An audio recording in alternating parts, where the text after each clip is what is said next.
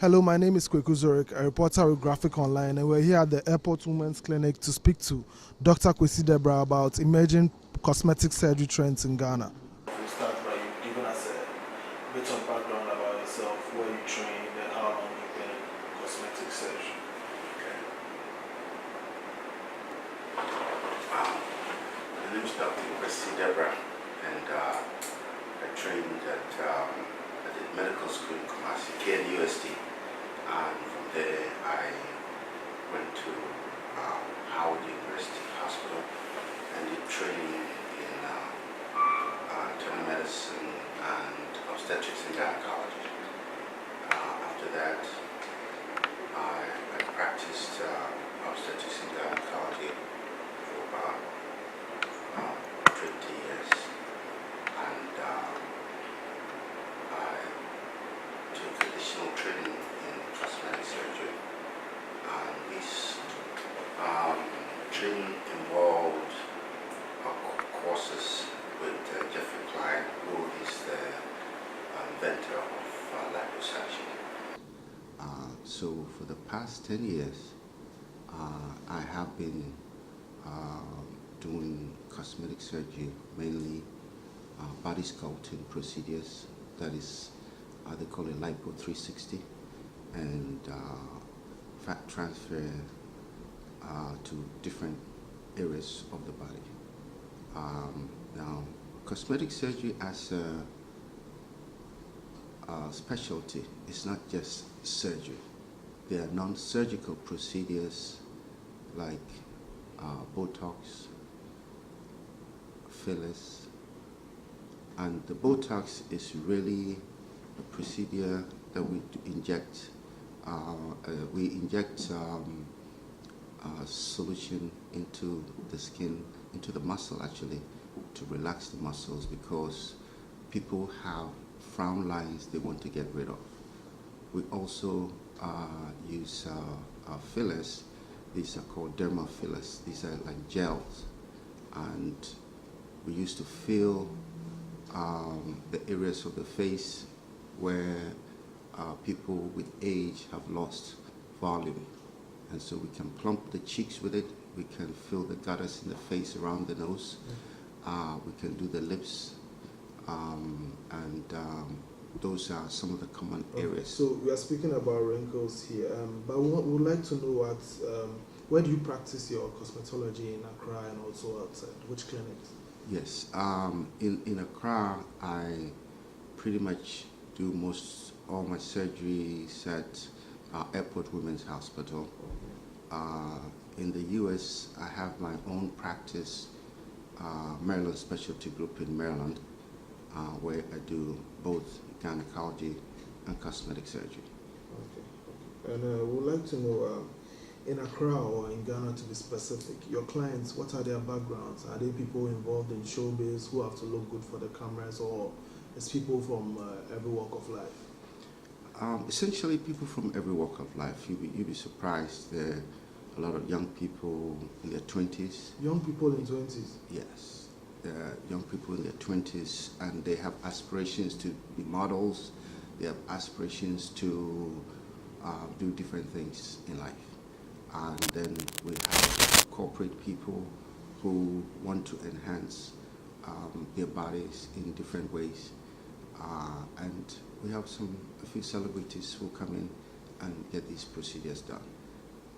Because what it is that I believe the internet and television has created awareness in body contouring procedures, and now it's become something that people recognize that it's affordable, it's achievable, and they really want to go for it. Speaking of the internet and social media, which forms of plastic surgery or cosmetic surgery are popular and why in Ghana?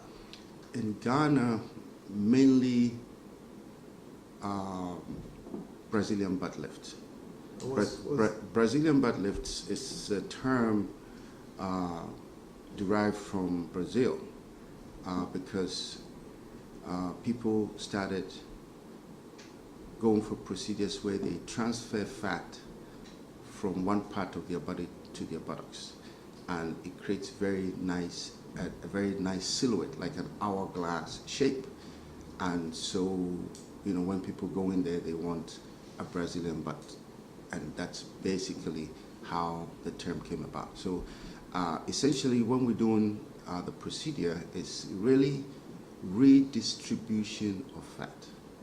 That is, we take fat from, say, the arms, upper arms. We take fat from the midsection, front, side, and back. That's why we call it lipo 360.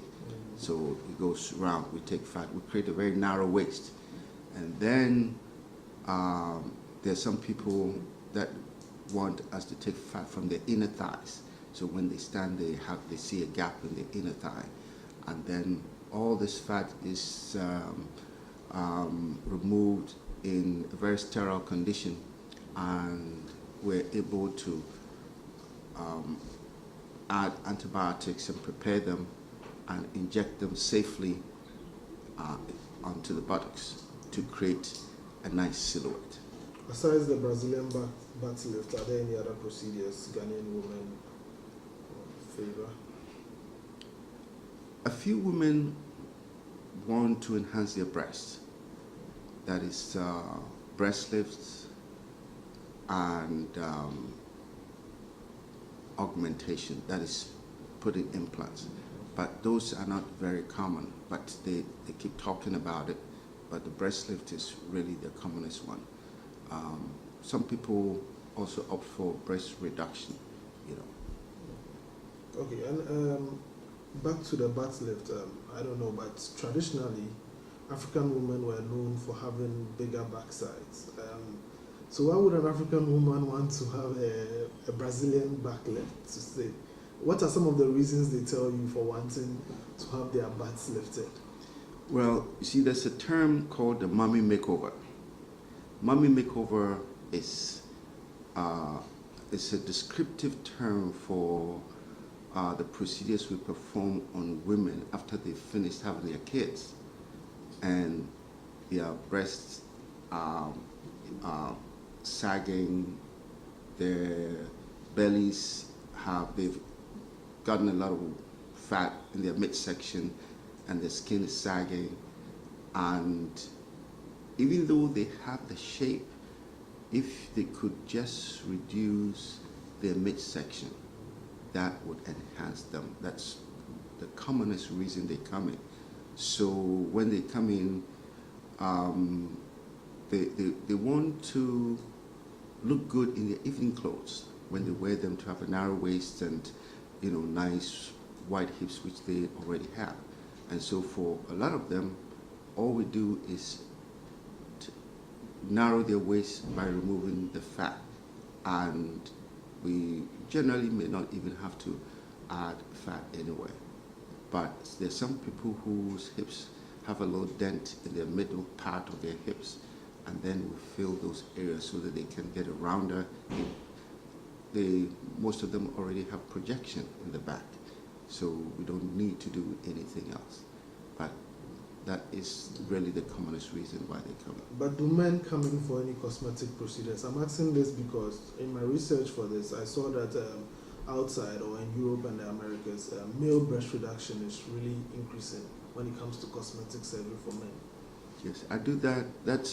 You see, it's a medical condition called gynecomastia, where the men have, they call it man boobs as well. The men have breasts which is not normal, and because of most of the time it's hormonal induced. And so they come in and we remove the fat, and there's also a gland that's under the nipple areola that we remove that also, and we give them a fat chest, so flat chest. So that's really a very common procedure for men. Now, there are men who want to have six-pack, and I've had to do a few of them to really reduce the fat on their size and their pot belly. I mean, the people who after that need to still work out because sometimes the fat is beneath the skin and beneath in the belly, around the intestines. That's really the problem. Now, recently, there are areas where we call high definition lipo, whereby we actually trace the margins of the abdominal muscles, and we're able to remove the fat to the extent that the muscles become more defined. So we provide that for most men as well. Okay. But in Ghana, do men come in for such procedures? I've done 2 men since I've been here. For just a short yes, period? Yes. Wow. So, on the whole, is cosmetic surgery on the increase since you started 10 years ago in Ghana? Are you getting more patients coming in? Oh, it's become very, very popular, very common. I mean, everybody is inquiring about it. And now it's just a matter of when they are ready to financially, make the move. But it is a very, very popular procedure here in Ghana. So from when you started, how many people were coming in on average till now as we speak in 2018? Oh, well, initially it was just people were skeptical. People were asking about it, but they were skeptical because they didn't think it was safe. They didn't think it could be done in Ghana. They didn't think that, they thought they were going to have complications, and now that everybody who has come to see me now knows somebody who has had a very successful outcome, and they like the results, so based on that, it's transforming the society. So what are the costs of some of these procedures you've mentioned, such as the Brazilian back lift, the lipo, the male breast reduction? What are the cost ranges? Well, basically, it's my professional fee plus the charges in the facility and the medication and anesthesia. That's the breakdown of the cost. My professional fee, it runs about $400, $500 an hour, and then after that we add the fee for anesthesia. I don't use nurse anesthetist, I use the qualified physician anesthetist, and then I pretty much use the facility, so I pay the facility fees. So ballpark anywhere between about $5,000 and up. Wow. That's what it costs. So the minimum procedure as a woman, if I walk in here, that I can have $5,000. Depends on how much work. Everybody is different in terms of. But what's the lowest I can get? Well, there's a setup fee. There's really when you say lowest, there's really no lowest. Everything has to be based on the type of procedure and how much work is involved. Yeah, that's really how we price it. And recently, I don't know if you've heard of the news. We had a government official passing away when she went to a cosmetic clinic for a procedure. As of now, the issue is in court, so we are not going to go into much detail regarding that. But are there any dangers associated? Because we also have one case outside, a popular case where American rapper Kanye West lost his mother after she went in for what was described as a normal cosmetic procedure. Are there any dangers, and what are some of the precautions you take for some of these dangers associated with the procedure? Yes, those situations have happened, and they're very unfortunate. I think the first risk, I look at them as risk factors. The first risk is the patient. So some patients have medical issues that have not been resolved, high blood pressure, sugar diabetes, some types of sickle cell, um, cardiac problems. So the first thing that I do is to evaluate the patient, take a thorough history, find out if their medications are, they're on the medication supposed to take care of their medical conditions. And there are some patients that I turn them away because they're too much risk. Okay, so that's really the first thing. Then the second risk for cosmetic surgery is the surgeon himself and his experience. Whether or not he's had adequate training, whether or not he has enough experience to do what he says he's doing, and then whether or not he's able to handle an emergency. Medical emergencies do occur, and they're emergencies because sometimes you don't anticipate them. So as a surgeon in the US, we have a certification called ACLS, Advanced Cardiac Life Support, where, when someone has a stroke, someone has a heart attack, someone has a medical, a life-threatening medical emergency, you can address them, and there are certain protocols that you have to use. Essentially what it means is that you create the airway and make sure that you secure the airway, and you make sure that they have circulation, and the heart is also you put pressure on the heart. There's so much what you can do. You put pressure on the heart, and then so many beats per minute to get the flow going.